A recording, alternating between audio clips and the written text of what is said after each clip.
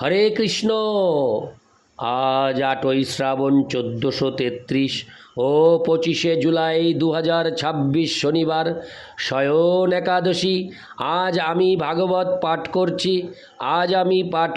ভাগবতের চতুর্থ স্কন্দ দ্বিতীয় ভাগ 28তম অধ্যায় পরবর্তী জন্মে পুরঞ্জনের নারীর প্রাপ্তির শ্লোক 21 থেকে 22। হরে কৃষ্ণ কৃষ্ণ কৃষ্ণ হরে হরে, হরে রাম রাম রাম হরে হরে। শ্লোক 21। কথং নু দ্বারকাদীনা দ্বারকীর্বাপরায়ণা বর্তিষ্যন্তে ময়ি গতে ভিন্ন নাব ইব দধৌ। অনুবাদ: রাজা পুরঞ্জন দুশ্চিন্তা করতে লাগলেন, আমি পরলোকে গমন করলে সম্পূর্ণরূপে আমার উপর নির্ভরশীল আমার পুত্র ও কন্যারা কিভাবে জীবন ধারণ করবে। মাঝ সমুদ্রে নৌকা ভগ্ন হলে আরোহীদের যে অবস্থা হয়, তাদের অবস্থাও ঠিক সেই রকম হবে। তাৎপর্য: মৃত্যুর সময় প্রতিটি জীবই চিন্তা করে তার পত্নী ও সন্তান সন্ততিদের কী হবে। তেমনি রাজনীতিবিদেরাও চিন্তা করে তাদের মৃত্যু হলে তাদের দেশের এবং রাজনৈতিক দলের কী অবস্থা হবে। পূর্ণরূপে কৃষ্ণ ভাবনাময় না হলে তাকে তার বিশেষ চেতনা অনুসারে পরবর্তী জীবনে একটি বিশেষ দেহ ধারণ করতে হবে। যেহেতু পুরঞ্জন তার পত্নী ও পুত্র কন্যাদের চিন্তায় মগ্ন ছিলেন, বিশেষ করে তিনি তার পত্নীর চিন্তায় অত্যন্ত মগ্ন ছিলেন, তাই তাকে পরবর্তী জীবনে একটি স্ত্রী শরীর ধারণ করতে হবে। তেমনি রাজনীতিবিদ অথবা তথাকথিত জাতীয়তাবাদীরা যারা তাদের জন্মভূমির প্রতি অত্যন্ত আসক্ত, তারা অবশ্যই তাদের জীবনান্তে পুনরায় সেই দেশেই জন্মগ্রহণ করবে। মানুষের এই জীবনের কর্মের দ্বারা তার পরবর্তী জীবন প্রভাবিত হয়। কখনো কখনো রাজনীতিবিদেরা তাদের ইন্দ্রিয় তৃপ্তি সাধনের জন্য অত্যন্ত জঘন্য পাপকর্ম করে। বিরোধী দলের কোনো ব্যক্তিকে হত্যা করাও তাদের পক্ষে অসম্ভব নয়। রাজনীতিবিদেরা যদি তাদের তথাকথিত মাতৃভূমিতে জন্মগ্রহণ করেও তবুও তাদের পূর্বজন্মের পাপকর্মের ফলে তাদের নানা প্রকার দুঃখ কষ্ট ভোগ করতে হয়। হরে কৃষ্ণ। রাজনীতিবিদেরা যদি তাদের তথাকথিত মাতৃভূমিতে জন্মগ্রহণ করেও তবুও তাদের পূর্বজন্মের পাপকর্মের ফলে তাদের নানা প্রকার দুঃখ কষ্ট ভোগ করতে হয়।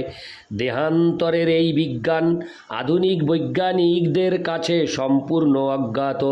তথাকথিত বৈজ্ঞানিকরা এই বিষয়ে মোটেই মাথা ঘামাতে চায় না, কারণ তারা যদি এই সূক্ষ্ম বিষয়টি এবং জীবনের সমস্যাগুলি সম্বন্ধে চিন্তা করে, তাহলে তারা দেখতে পাবে যে তাদের ভবিষ্যৎ গভীর অন্ধকারে আচ্ছন্ন। তাই তারা ভবিষ্যৎ সম্বন্ধে সমস্ত বিবেচনা এড়িয়ে যাওয়ার চেষ্টা করে এবং সামাজিক, রাজনৈতিক ও রাষ্ট্রীয় আবশ্যকতার নামে সব সময় পাপকর্ম করতে থাকে। ইতি শ্লোক 21। শ্লোক 22। এবং কৃপণয়া বুদ্ধা শোচন্ত মত দর্হনম গ্রহীতুং কৃত ধীরেণং ভয়ো নামাভ্যপদ্যত। অনুবাদ: যদিও পত্নী এবং সন্তান সন্ততিদের ভবিষ্যৎ সম্বন্ধে রাজা পুরঞ্জনের শোক করা উচিত ছিল না, তবুও তার দীন বুদ্ধির ফলে তিনি তা করেছিলেন। সেই সময় ভয় নামক যবনরাজ তাকে বন্দী করার জন্য সেখানে এসে উপস্থিত হলেন। তাৎপর্য: মূর্খ মানুষেরা জানে না যে প্রতিটি জীবাত্মা তার কর্ম ও ফলের জন্য দায়ী। শিশু অথবা বালক অবস্থায় জীব যখন অবোধ থাকে, তখন পিতামাতার কর্তব্য হচ্ছে তাকে জীবনের মূল্য সম্বন্ধে যথাযথভাবে শিক্ষা দেওয়া। শিশু যখন বড় হয়ে যায়, তখন তার জীবনের কর্তব্যগুলি যথাযথভাবে সম্পাদন করার দায়িত্ব তার উপর ছেড়ে দেওয়া উচিত। পিতামাতার মৃত্যুর পর তাদের সন্তানদের সাহায্য করতে পারেন না।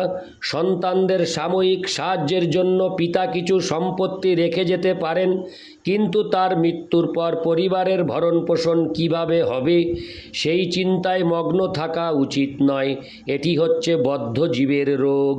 সে কেবল তার নিজের ইন্দ্রিয় তৃপ্তি সাধনের জন্যই পাপকর্ম করে না, তার সন্তান সন্ততিরা যাতে মহা আড়ম্বরে ইন্দ্রিয় সুখ ভোগ করতে পারে সেই জন্যও প্রচুর ধন সম্পদ রেখে যেতে চায়।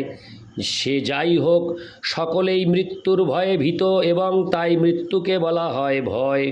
পুরঞ্জন যদিও তার পত্নী ও সন্তান সন্ততিদের চিন্তায় মগ্ন ছিলেন, তবুও মৃত্যু তার জন্য প্রতীক্ষা করেনি।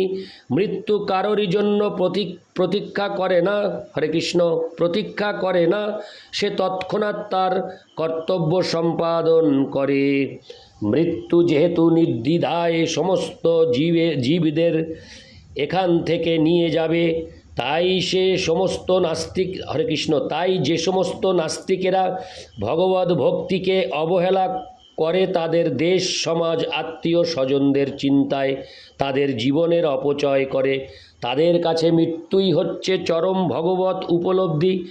এই শ্লোকে অতদো অর্হণম শব্দটি অত্যন্ত তাৎপর্যপূর্ণ, কারণ তার অর্থ হচ্ছে আত্মীয় স্বজন, দেশবাসী, সমাজ ও জাতির কল্যাণজনক কার্যে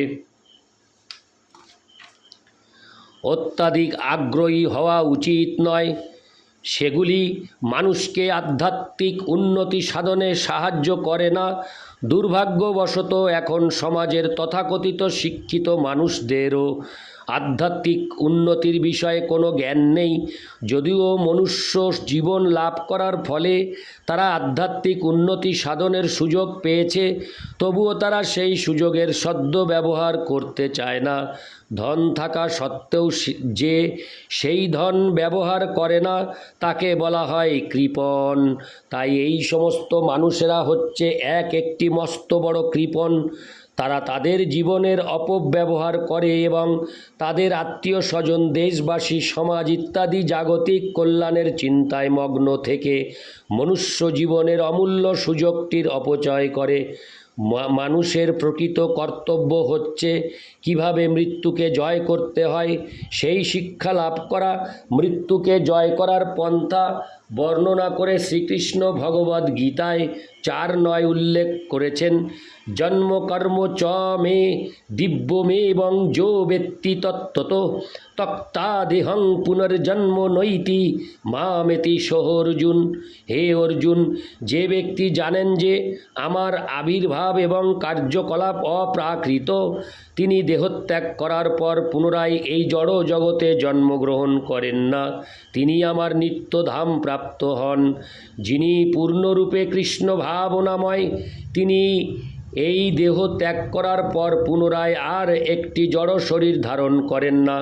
পক্ষান্তরে তিনি তার প্রকৃত আলয় ভগবত ধামে ফিরে যান। প্রত্যেকেরই এই পূর্ণতা লাভ করার চেষ্টা করা উচিত। দুর্ভাগ্যবশত তা না করে মানুষ তার সমাজ, বন্ধুবান্ধব, প্রিয়তমা এবং আত্মীয় স্বজনদের চিন্তায় মগ্ন থাকে। এই কৃষ্ণ ভাবনামৃত আন্দোলন কিন্তু সারা পৃথিবীর মানুষদের শিক্ষা দিচ্ছে কিভাবে মৃত্যুকে জয় করতে হয়। হরিং বিনা ন স্মৃতিং তরন্তি। পরমেশ্বর ভগবানের শ্রীপাদ ও পদ্মের আশ্রয় গ্রহণ না করলে মৃত্যুকে জয় করা যায় না। ইতি শ্লোক 22। হরে কৃষ্ণ কৃষ্ণ কৃষ্ণ হরে হরে, হরে রাম রাম রাম হরে হরে। হরে কৃষ্ণ। জয় গৌর, জয় নিতাই।